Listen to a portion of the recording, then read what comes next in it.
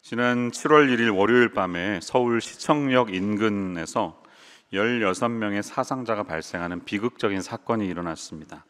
급발진이었다고 주장하는 운전자 차모 씨가 몰던 차량이 역주행하면서 인도로 돌진하면서 거기에 서 있는 사람들이 피해를 봤는데 사망자가 9명이 나왔습니다.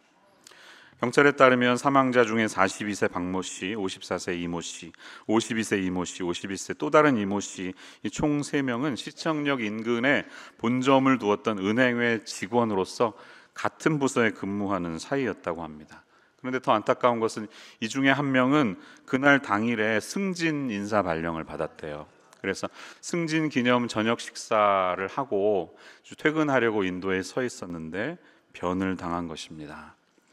이 밖에 사망자 9명 중에는 서울시청 직원 2명, 병원 직원 3명도 포함이 되어 있었는데요. 모두 다 남성이었고 이들은 한 가정의 가장이었습니다.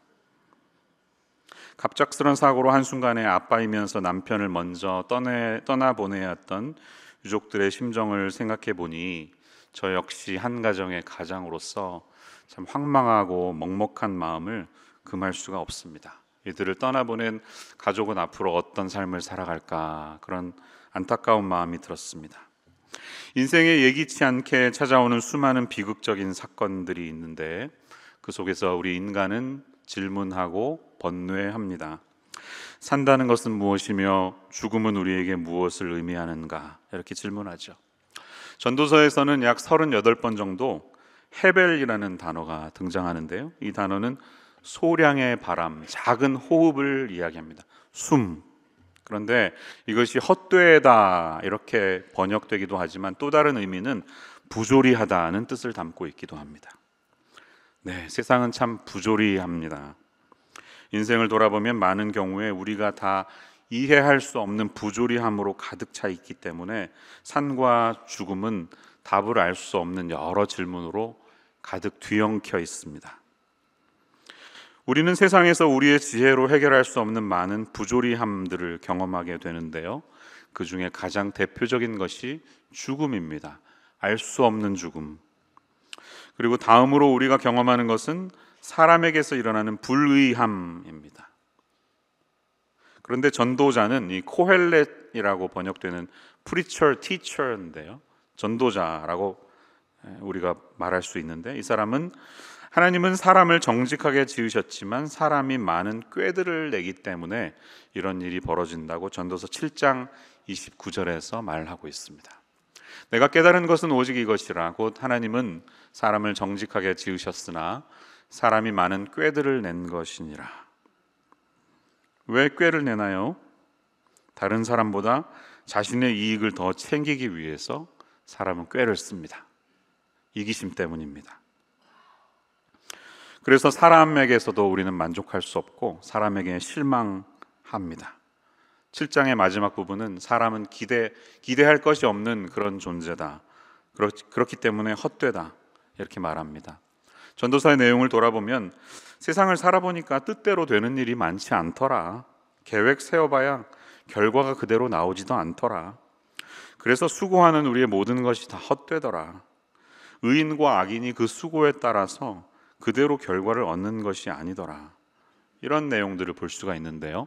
그러면서 전도자는 8장 14절에서 이렇게 한탄합니다.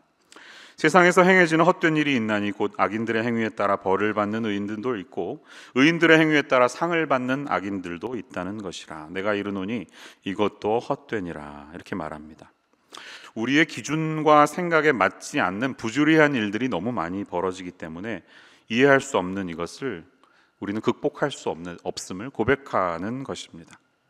그래서 전도서를 피상적으로 읽는 사람들은 허무하다, 염세주의에 빠진다, 회의적이다, 냉소적이 된다, 이렇게 우리의 인상을 갖게 되는데요.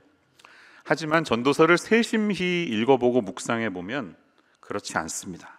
전도서는 결국은 우리의 삶을 더 넘어서 지배하고 계시는 이 하나님을 경외할 것과 우리가 인생에 누리는 많은 것들이 하나님이 주시는 선물이며 우리는 다 이해하지 못하지만 그분께서 당신의 공의로 이 세상을 심판할 것이고 우리의 삶의 질에도 관심을 가지고 계신다는 말씀들을 발견하게 됩니다. 그래서 전도서의 결론은 많은 사람들이 생각하듯이 헛되고 모든 것이 헛되다는 이야기가 아니라, 그렇기 때문에 하나님을 경외하고 그분의 명령을 지켜라는 것임을 알아야 하겠습니다. 전도서 12장 13절은 이렇게 결론 짓고 있는데요, 같이 한번 읽어보겠습니다. 시작. 일의 결국을 다 들었으니 하나님을 경외하고 그의 명령들을 지킬지어다. 이것이 모든 사람의 본분이니라. 아멘.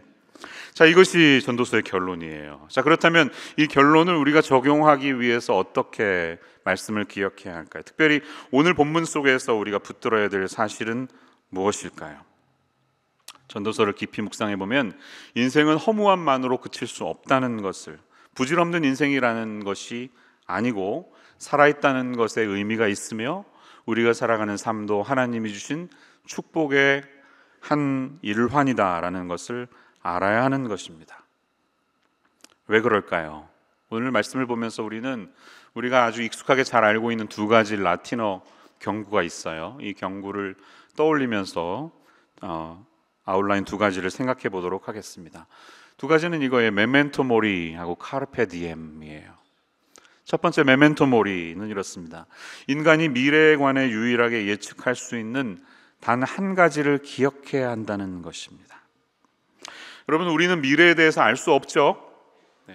그렇다고 해서 여러분 점집에 가시고 하시면 안 됩니다. 타로점 재미라도 치지 마세요. 미래는 우리에게 속한 영역이 아니에요. 오늘 9장 1절의 후반절에도 보면 사람이 알지 못하는 것은 모두 그들의 미래의 일들임이니라 라고 말하고 있습니다. 그렇지만 여러분, 우리 인간이 유일하게 미래에 대해서 예측할 수 있는 단 한 가지가 있습니다. 그게 뭘까요? 우리가 다 죽는다는 거예요. 내가 다른 건 모르지만 반드시 나는 죽게 된다는 사실은 우리가 다 압니다. 메멘토 모리, 그 뜻이잖아요.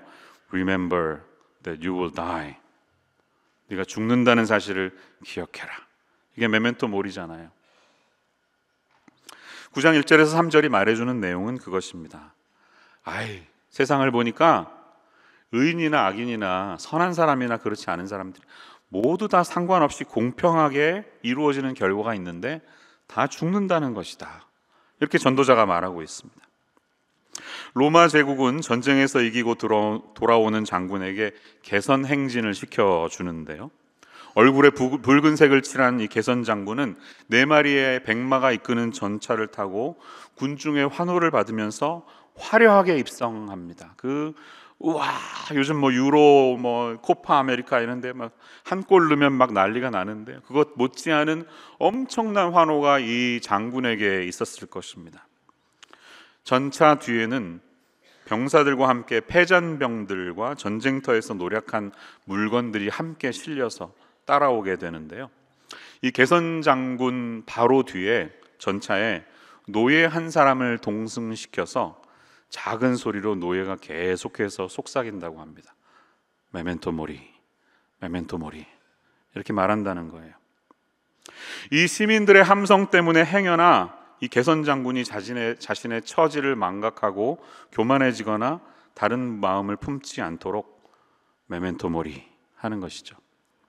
당신도 언젠가 사륙당한 적들과 같은 처지가 될지 모르니 항상 경계하라는 뜻도 있고, 아무리 전쟁에서 승리한 장군이라 할지라도 늘 잊지 말아야 할 것은 너 자신도 언젠가 죽는다는 사실이죠. 그래서 우쭐해서 반란을 꾀하다가 사형당하지 말아라, 이것을 경계하는 목소리이기도 할 것입니다. 내가 언젠가 죽는다는 사실을 우리가 알 때 우리는 겸손할 수 있고 다음 전쟁에서 더더욱 최선을 다해서 싸울 수 있기 때문입니다. 장군이나 그 장군의 뒤에 타 있는 노예나 다 상관없이 동일하게 죽음을 맞이하게 되는데요, 우리가 잊지 말아야 할 사실이 있습니다. 비행기 탈 때는 이코노미하고 비즈니스석하고 1등석이 너무 확연하게 차이가 있죠. 타보지도 못했으면서 이런 얘기 해보네요. 네, 유튜브로 본 적은 있습니다. 뭐 나오는 게 다르더라고요. 뭐 아무 때나 가져달라는 거 가져주고요. 뭐 라면도 얼마나 맛있어 보이는지 몰라요. 하여튼 완전히 달라요. 그런데 추락할 때는 구별이 없습니다. 잊지 마세요. 1등석이라고 늦게 떨어지는 게 아닙니다. 배도 마찬가지죠. 1등 칸과 3등 칸은 엄격히 구별되고 서비스가 다르지만 배가 침몰할 때는 1등 칸이라고 늦게 가라앉는 게 아닙니다. 하나님 앞에서 우리 인간은 모두 똑같은 죄인으로서 심판에 이르게 됩니다. 그리고 하나님의 심판대 앞에서 우리 인간이 만들어 놓은 기준들은 다 소용이 없게 됩니다. 어떻게 해결해야 될까요? 여러분 잘 아시는 것처럼 오직 예수 그리스도의 의로우심을 붙들고 하나님 앞에 나아가는 사람에게만 소망이 있습니다. 이 사실을 기억하시는 오늘 아침 되시기를 축원합니다. 인간이 정해놓은 여러 가지 의로움들이 있어요. 1등 칸, 2등 칸, 3등 칸이 있는데 하나님 기준에는 다 소용없다는 것입니다. 여러분 병원에 갔는데 환자가 박사라고 더 좋은 약을 줍니까? 배우지 못한 환자라고 더 나쁜 약을 줍니까? 그렇지 않죠. 공평하게 약을 주잖아요. 하나님은 공평하신 분이에요. 얼굴이 예쁘면 수술할 때 좀 덜 아픈가요? 그렇지 않죠. 똑같이 아픕니다. 우리 인간은 모두 다 심판의 어려운 시간을 지나가게 돼 있고 죽음에 이르게 된다는 것이에요. 그런데 우리 인간에게 있는 문제는 무엇입니까? 내가 어떤 존재인지 분명히 깨달아야 한다는 사실이에요. 3절에 보면 이런 말씀이 있습니다. 중간에 보시면 인생의 마음에는 악이 가득하여 그들의 평생에 미친 마음을 품고 있다가 후에는 죽은 자들에게로 돌아가는 것이다. 이렇게 성경이 말하고 있습니다. 인간의 문제는 우리가 유식하거나 무식하거나의 문제가 아니라 교양이 있거나 교양이 없거나의 문제가 아니라 결국 우리 마음에 있다는 것입니다. 우리 마음 속에는 성경이 말하는 것처럼 악함이 있고 광기가 있다는 것이에요. 사람은 본성이 부패해 있기 때문에 가만히 있어도 아주 더러운 구정물이 막 흘러 들어와서 우리 마음을 가득 채우게 됩니다. 여러분 동의하시죠? 내가 어떻게 할 수 없어도 자꾸 나쁜 생각들이 우리 안에서 구정물처럼 솟아오릅니다. 악하고 추한 생각들이 너무 많이 들어와서 우리 마음을 힘들게 합니다. 이 문제에 관해서 많이 고민했던 분들은 바로 불교 신자들이었습니다. 이분들은 할 수 있는 대로 세상을 멀리하고 마음을 가라앉히면 세상의 욕망이 가라앉는다고 가르칩니다. 네, 세상의 접촉을 멀리하고 마음을 다스리면 수양하면 그렇게 되는 것은 사실입니다. 하지만 이것은 흙탕물을 가라앉히는 것과 같기 때문에 누군가 다시 그 마음을 휘저으면 또다시 혼탁해질 수밖에 없습니다. 성경은 인간의 문제, 인간의 마음의 문제는 흙탕물과 같아서 스스로 해결할 수 있는 것이 아니라고 말합니다. 흙탕물은 스스로 해결할 수 없습니다. 인간의 마음속에 도사리고 있는 또 다른 문제는 광기가 있다는 것이에요. 예배드리는 시간에 다들 멀쩡하십니다. 다 좋아 보이세요. 다 천사처럼 보이지만 어느 한순간 분노의 자극이 우리 안에, 예전에 있었던 상처와 열등감이 들어올 때 내가 언제 이런 사람이었냐, 우리가 이해하지 못할 정도로 지킬 박사와 하이드 씨가 따로 있어요. 똑같은 사람인데 완전히 다른 존재가 되어서 통제되지 않는 분노의 감정으로 이성을 잃고 미쳐버리는 사람이 얼마나 많습니까? 이 사람들은 항상 술이나 뭐 다른 핑계를 대지만 본래 우리에게 이런 광기가 있기 때문에 그것이 열매로 나타나는 것입니다. 아니, 멀쩡하던 사람이 갑자기 화난다고 누군가를 확 찔러 죽일지 누가 알았겠어요? 예상 못하는 것입니다. 그 안에 있는 이 광기 때문이었습니다.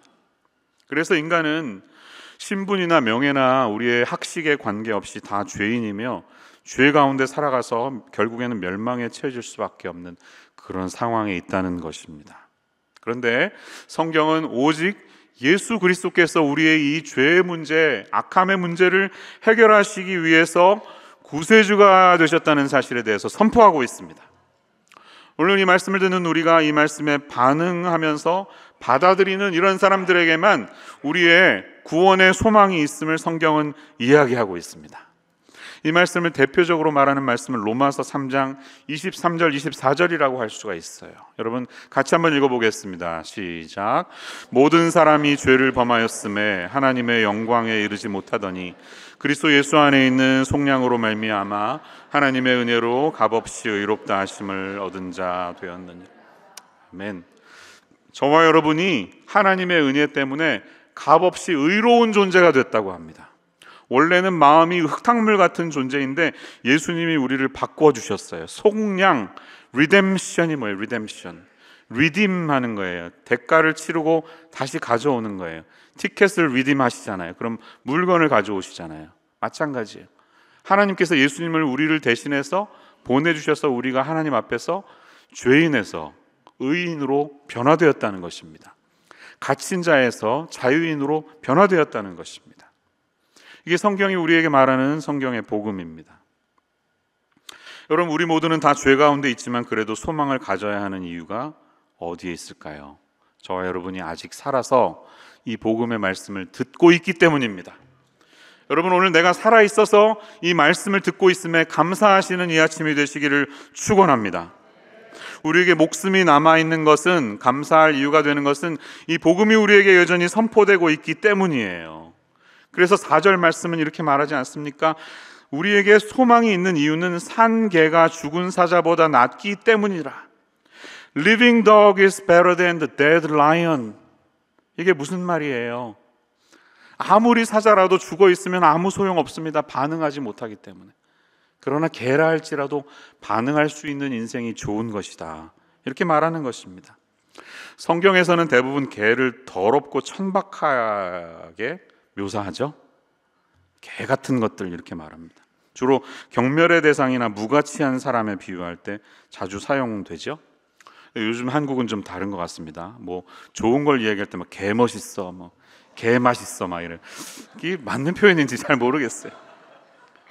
근데 그렇지 않죠. 개는 나쁜 표현이에요. 반면에 사자는 모든 사람에게 왕권을 상징합니다. 동물의 왕이에요. 강한 존재, 다스리는 존재. 이렇게 평가의 격차가 분명한 동물이지만 생과 사의 경계에 있어서는 평가에 관계없이 생명이 있는 것이 더 우위에 있음을 본문은 강조하고 있는 것이에요.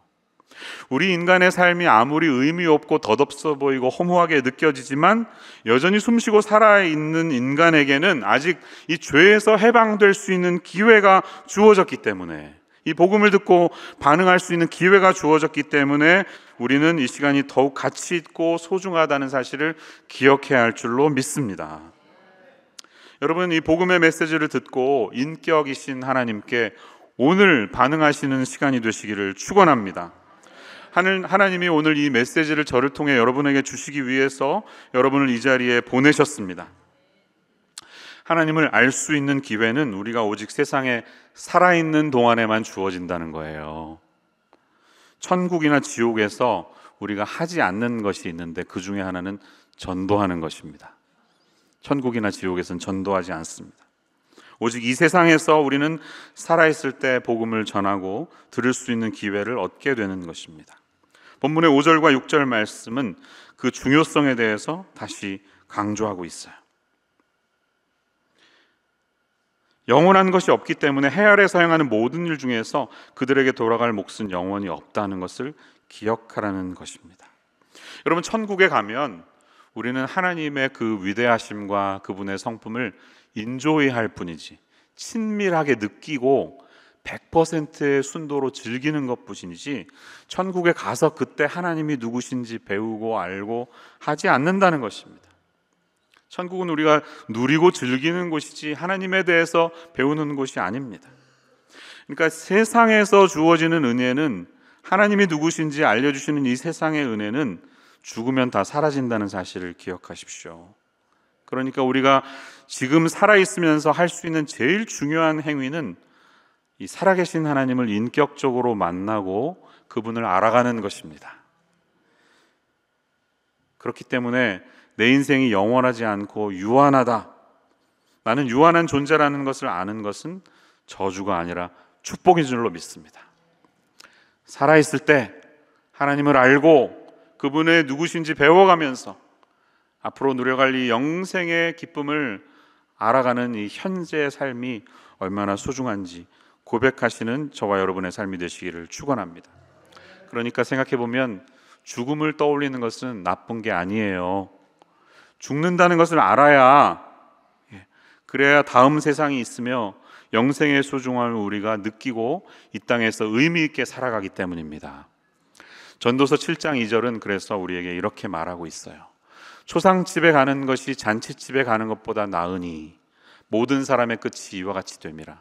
산 자는 이것을 그의 마음에 둘지어다. 이렇게 말합니다. 전도서 1장은요, 좋은 이름이 좋은 기름보다 낫대요. 내 명예가 기름, 재물을 많이 갖는 것보다 더 낫다. 이렇게 말합니다. 죽는 날이 출생하는 날보다 낫다. 이렇게 말합니다. 슬픔이 웃음보다 낫다. 그래서 지혜자의 마음은 초상집에 있지만 어리석은 사람의 마음은 혼인집에 있다. 이렇게 말합니다. 여러분, 이게 진리가 아닐까요? 잔치집보다 초상집이 더 나은 이유는 그것을 더 많이 묵상할 때 우리는 더 온전하고 바른 삶을 살아갈 수 있기 때문입니다. 지혜자의 마음은 초상집에 있음을 기억하는 우리의 삶이 되었으면 좋겠습니다. 빈부귀천에 관계없이 어느 날 갑자기 찾아올 죽음 앞에서 후회하는 것 없이 지금 우리에게 주어진 이 현재의 삶 속에서 하나님이 주시는 이 메시지 앞에서 반응하고 살아가는 것이, 복음을 듣고 복음 안에서 살아가는 것이 행복임을 기억하는 저와 여러분의 삶이 되시기를 축원합니다. 오늘 우리가 본문 속에서 기억해야 될 두 번째 사실은요, Carpe diem, seize the day, 오늘 하루를 붙들어라, 이거예요. 선물로 주어진 현재의 삶을 쾌락이 아니라 희락으로 채워야 한다는 사실이에요. 따라해 주세요. 쾌락이 아니라 희락입니다. 네, 본문의 7절에서 10절은 인생이 해 아래 다 덧없는 것처럼 느껴지지만 여전히 우리의 일상의 삶이 가치 있다는 사실을, 그것을 즐길 수 있는 비결을 말해주고 있습니다. 그것은 로마인들이 즐겨 외쳤던 인생을 즐겨라, Carpe diem, seize the day, 오늘을 붙들어라 한다는 말씀이라는 것이. 7절, 너는 가서 기쁨으로 내 음식을 먹고 즐거운 마음으로 내 포도주를 마실지어다. 이는 하나님이 내가 하는 일들을 벌써 기쁘게 받으셨음이니라. 우리가 미래의 일은 예측할 수 없고 언제 죽을지 알 수 없지만 오늘 이 하루는 하나님이 우리에게 주신 기쁨의 선물이기 때문에 그것을 누리는 것이 인간이 살아가야 할 지혜라는 것입니다. 여러분, 이것이 하나님의 선물이라는 사실을 붙드시는 이 아침 되시기를 바랍니다. 전도서 3장 12절과 13절은 그래서 이것이 하나님의 선물이라는 사실을 증거하고 있어요. 사람들이 사는 날 동안에 기뻐하며 선을 행하는 것보다 더 나은 것이 없는 줄을 내가 알았고 사람마다 먹고 마시는 것과 수고함으로 낙을 누리는 그것이 하나님의 선물인 줄도 또한 알았도다. 이렇게 말합니다. 자, 이게 하나님의 선물이라는 거예요. 그래서 영어의 표현에 보면 present is God's present, 그런 말 있잖아요. 오늘은 하나님이 주신 하나님의 선물이다라는 거죠. 얼마나 멋있는 말입니까? 그런데 이 선물이 무엇인지 하루하루를 살아가는 우리는 다 그것을 이해할 수는 없습니다. 하루하루의 삶의 의미를 우리가 깨달을 수 있는 지혜도 없어요. 그래서 이 말을 하기 직전에 전도서 3장 11절을 보면 전도자가 이렇게 고백했거든요. 하나님이 모든 것을 지으시되 때를 따라 아름답게 하셨고 또 사람들에게는 영원을 사모하는 마음을 주셨느니라. 그러나 하나님이 하시는 일의 시종을 사람으로 측량할 수 없게 하셨도다. 이렇게 말해요. 우리는 미래를, 하나님의 뜻을 다 알 수 없지만 이 오늘이라는 선물이 주어졌기에 그것을 즐겨야 한다는 것이에요. 그래서 전도서에 보면 6번이나 먹고 마시는 것과 수고함으로 낙을 누리는 것이 하나님의 선물이다, 이렇게 6번 나오고 있습니다. 그런데 이 기쁨은요, 고대 에피큐리안들이 말하는 쾌락주의가 아닙니다. 에피큐리오스가 그랬잖아요. 야, 그냥 하루를 즐겨, 이 태양을 즐기고 오늘을 잘 살아가는 게 제일 좋은 거야. 미래는 없어. 그래서 즐겁게 사는 거죠. 오늘 이 세상에 에피큐리안의 후손들이 얼마나 많습니까? You only live once, 욜로족이라고 그러죠. 욜로족들이 말하는 것처럼 한 번뿐인 인생이니 그냥 신나게 먹고 즐기고 쓰고 마시고 하다가 죽자는 고백은 아닙니다. 이 성경이 말하는 카르페 디엠은 에피큐리안들의 고백이 아닙니다. 그것은 유한하다는 삶에 대한 인간의 바른 자세는 쾌락이 아니라 희락을 추구해야 한다는 것이에요. 여러분, 이것을 기억하세요. 쾌락과 희락에는 차이가 있습니다. 어휘가 다르죠. 네. 영어의 fun과 joy는 다르잖아요, 그렇죠? 재미와 기쁨에는 차이가 있잖아요. 고스톱을 칠 때 이렇게 고스톱 치니까 너무 기뻐, 막 이런 사람 있네. 아니, 너무 재밌어 이러지.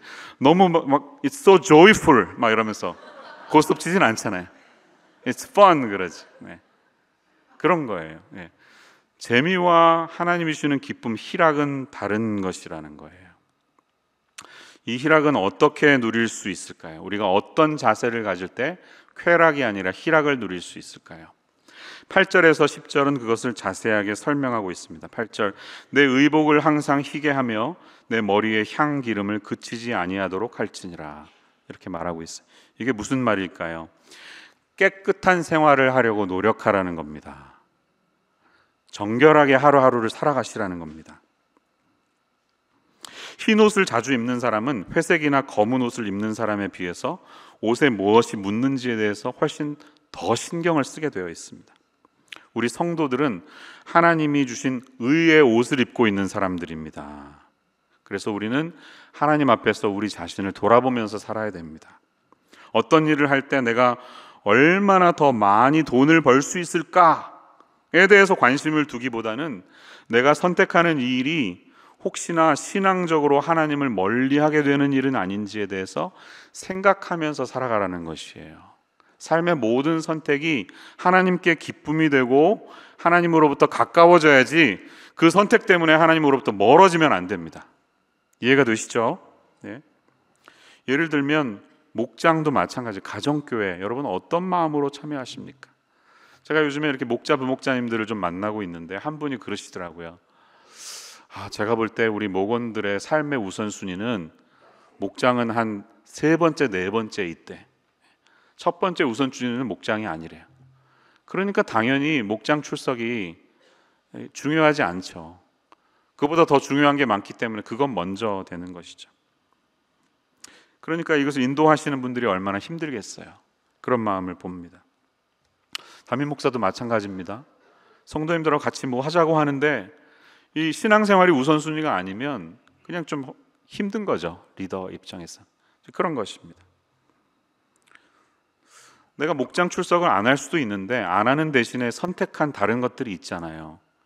우리 주말에 하는 여러 가지가 하나님께 영광이 되는가, 하나님의 기쁨이 되는 일인가를 생각하시면서 선택하라는 겁니다.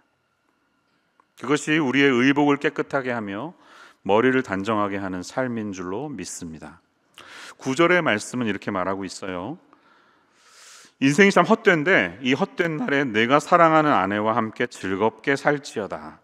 그것이 내가 평생의 해 아래서 수고하고 얻은 내 몫이니라, 이렇게 말합니다.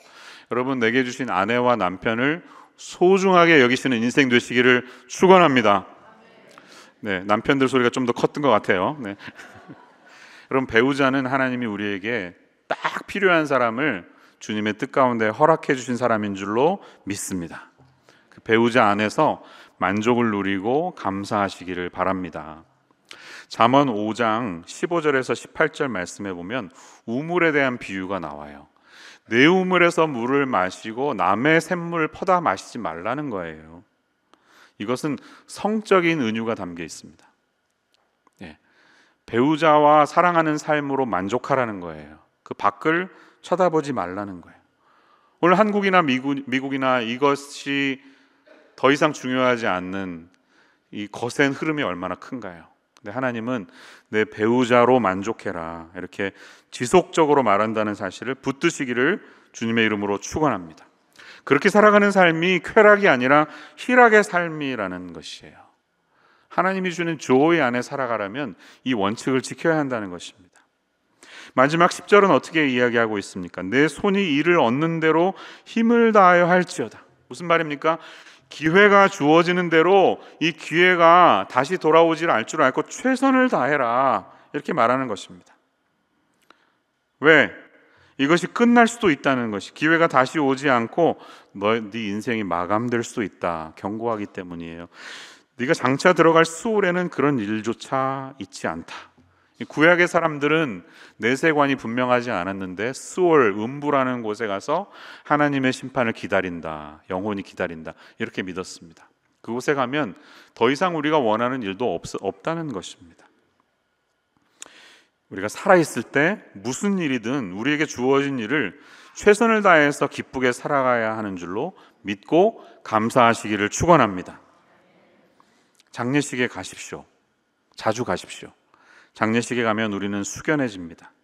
분주했던 일상 가운데 불평만으로 가득 차서 살았던 나의 모습을 자연스럽게 돌아보게 되고, 소홀히 여겨서 잊고 있었던 살아있음에 대한 감사를 우리는 곱씹게 됩니다.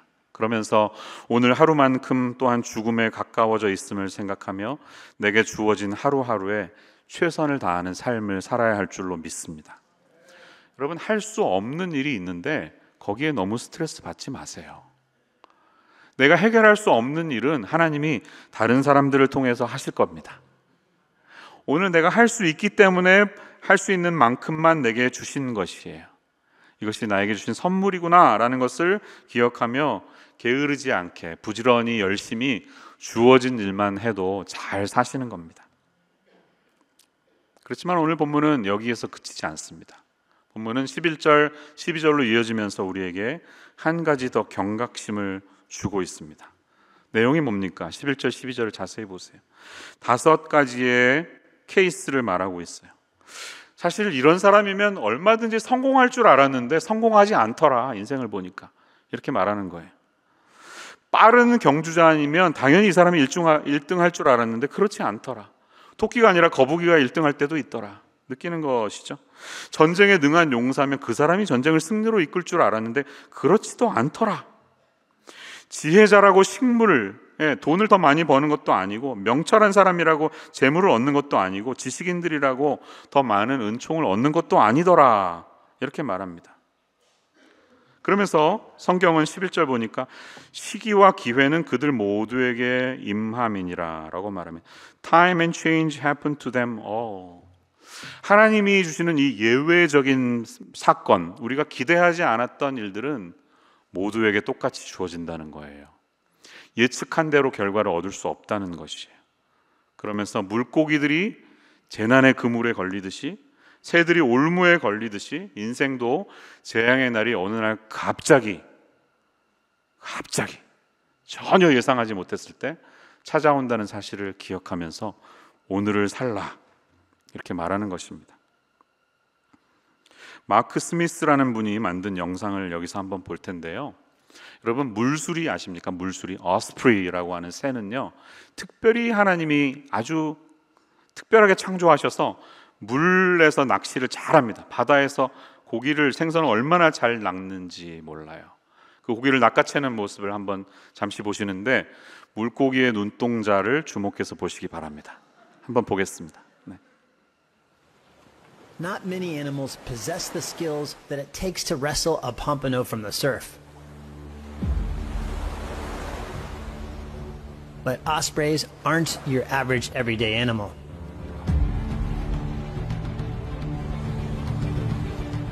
They have a skill set that has been honed for an unfathomable amount of time.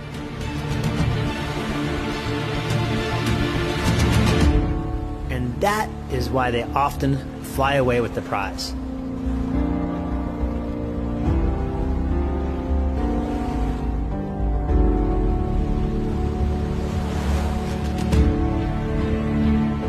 Glad I'm not a fish.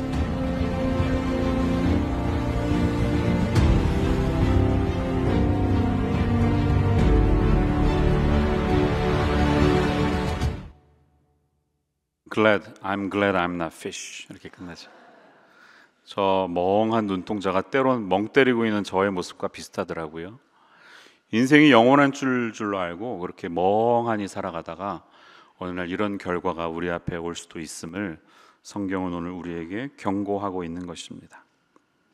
우리는 언제 죽을지 알 수 없고, 다만 오늘이라는 현재를 기뻐하며 최선을 다하는 삶이 되어야 하는데요. 우리가 살아있다는 것은 무엇을 의미할까요? 살아있다는 것은 우리 몸뚱이가 살아있음을 의미합니다. 천국 가서 하지 못하는 것이 있다면 우리의 몸으로 주님을 기뻐하게 하고 이웃을 섬기는 섬김의 삶을 할 수 있는 것입니다. 우리의 몸을 다해 섬기는 것은 이 세상에 살아있을 때만 할 수 있습니다. 복음을 나누고 전도하는 것은 살아있을 때만 할 수 있는 것입니다. 여러분, 내게 주신 이 현재의 하루가 하나님이 섬김의 기회를 또다시 주시는구나. 내가 하나님께 영광이 되고 내 주변의 이웃을 온전하게 하는 일에 나의 몸을 사용해서 또 섬기라고 하시는구나 라는 사실을 기억하며 오늘 하루를 충실하게 기뻐하면서 사시기를 주님의 이름으로 축원합니다. 마태복음 25장에 보면 후반부에 양과 염소의 비유가 등장하죠. 여러분 잘 알고 계십니다. 오른편에 있는 양들, 왼편에 있는 염소들에게 한쪽은 축복, 한쪽은 저주를 하세요. 그러면서 예수님이 그러잖아요. 야, 내가 목말랐을 때 너희가 마시게 했고 나그네 됐을 때 영접했고 헐벗었을 때 옷 입혀주지 않았냐, 이렇게 말씀해 주시는데 반응은요 확연하게 차이가 납니다. 어떤 차이가 있죠? 오른편에 있던 양들은 제가 언제 그랬나요? 라고 말합니다. 저는 기억이 나지 않는데 제가 언제 그랬습니까? 이렇게 말하고요. 왼편에 있던 염소들은 어떻게 말하죠? 제가 언제 그렇게 안 했습니까, 주님? 제가 항상 그렇게 했는데요, 왜 이렇게 말씀하시는 겁니까? 라고 말하는 것을 우리는 볼 수가 있어요. 이것은 굉장히 중요합니다. 이 둘의 운명을 가른 유일한 차이점은 칭찬을 받을 양들은 전혀 자신이 하고 있는 것을 기억조차 하지 않고 있다는 사실입니다. 여러분, 진정한 구원을 받은 사람은 자신이 선행을 행한다는 의식 없이 선행합니다. 왜? 자기가 하고 있는 일이 하나님 앞에서 너무 부족하다고 생각하기 때문이에요. 하나님이 내게 주신 은혜에 비하면 이 모든 선행은 다 부족하다고 생각하기 때문에 의식하지 않는 것입니다. 염소들은 반대예요. 내가 하는 일이 너무나 중요하다고 생각하기 때문에 언제나 의식하면서 선행을 하고 그것을 다 기억하고 있습니다. 적어놓기까지 합니다. 맨날 며칠 내가 어디 가서 쌀 펐지 막 그러면서 자기의 공로와 업적을 다 기억하는 것입니다. 성경은 이런 사람들은 이미 하늘에서 받아야 할 상을 이 땅에서 다 받았다. 그래서 하나님 앞에 가면 아무것도 받을 것이 없다. 이렇게 말하고요. 반대로 내 인생의 모든 것을 하나님이 하셨고 나는 하나님 앞에서 아무것도 한 게 없다고 진짜로 생각하는 사람은 하나님 앞에서 온전한 상을 받는다고 가르칩니다. 저와 여러분이 오늘을 하나님이 주시는 선물로 여기면서 기쁘게 살아가야 할 마음의 자세는 바로 양의 자세인 줄로 믿습니다. 그러한 인생 살아가시기를 주님의 이름으로 축원합니다. 전도서를 월요일 화요일 읽게 되는데요, 결론을 좀 같이 내보겠습니다. 숙제가 오늘 두 가지 있는데 첫 번째 숙제는 여러분 언제 죽을지 우리가 모르니까 유서 비슷하게 한번 노트에 적어보세요. 혹은 디지털 노트에 적어보세요. 내가 언젠가 떠났을 때 나의 사랑하는 이들이 이 노트를 보고 정말 그들에게 남기고 싶은 중요한 말들을 한번 남겨주시기 바랍니다. 아무 아파트는 누가 갖고 이 아파트는 누가, 이런 거 말고, 그런 거 말고요. 정말 중요한 삶의 가치, 내가 남기고 싶은 그 말을 한번 적어보세요. 왜냐하면 그럴 기회가 오지 않을 수도 있기 때문입니다. 두 번째는요, 오늘 이 제임스 패커라는 목사님이 Knowing God이라는 유명한 책을 쓰셨는데 그분의 책 10장에서 전도서의 교훈을 7가지로 복습했습니다. 이것을 이제 유튜브 화면으로 보시면서 캡처하시면서 내가 적용해야 될 것이 무엇인지 한두 가지 한번 새겨보시면 좋겠습니다. 첫 번째에서 7번째, 제가 1 하면 같이 한번 읽고 오늘 설교 끝내겠습니다. 같이 한번 읽어보죠. 1. 하나님을 경외하고 그 명령을 지키라. 2. 하나님을 신뢰하고 순종하라. 하나님을 경외하라. 예배하라. 하나님 앞에 겸손하라. 기도할 때 해야 할 말과 하지 않을 말을 삼가라. 3. 선을 행하라. 4. 하나님이 언젠가 당신을 심판하신다는 것을 기억하라. 그러므로 은밀한 중에도 하나님의 심판대에서 부끄러울 일은 삼가라. 5. 다음 페이지. 현재에 살며 그것을 철저히 즐겨라. 현재의 즐거움은 하나님이 주시는 선물이다. 전도자는 경박함은 비난하지만 교만하거나 너무 경건해서 웃거나 흥겨워하지 못하는 지나치게 영적인 사람들을 또한 싫어한다. 6. 인생의 문제들은 하나님께 일임하라. 하나님께서 그 궁극적인 가치를 판단하시게 하라. 당신이 할 일은 주어진 분별력과 진취성을 이용해 앞에 놓여있는 기회들을 이용하는 것이다. 7. 이것이 지혜의 길이다. 분명 그것은 믿음의 삶의 한 측면이다.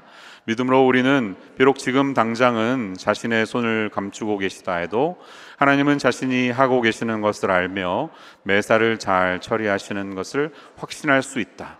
우리는 하나님의 길을 분별하지 못할 때에도 하나님을 신뢰하고 하나님 안에서 기뻐할 수 있다. 아멘. 기도하겠습니다. 하나님 아버지, 죽음은 우리 모두에게 찾아오는 것이며 어느 누구도 자신의 죽음을 예측할 수 없기에 오늘 주어진 현재의 삶을 우리에게 주시는 하나님의 최선의 선물인 줄로 알고 쾌락이 아니라 하나님 안에서 누리는 희락을 추구하는 기쁨의 삶을 살아가는 우리들의 인생이 되게 하여 주시옵소서. 오늘이라는 이 아름다운 선물이 주님 앞에 영광이 되기 위하여 내가 하는 나의 모든 선한 것들도 하나님 앞에 아무것도 아니기에 그것을 기억하지 않고 다만 하나님의 은혜만을 기억하며 살아가는 저희들의 인생이 되게 하여 주시옵소서. 예수님의 이름으로 기도합니다.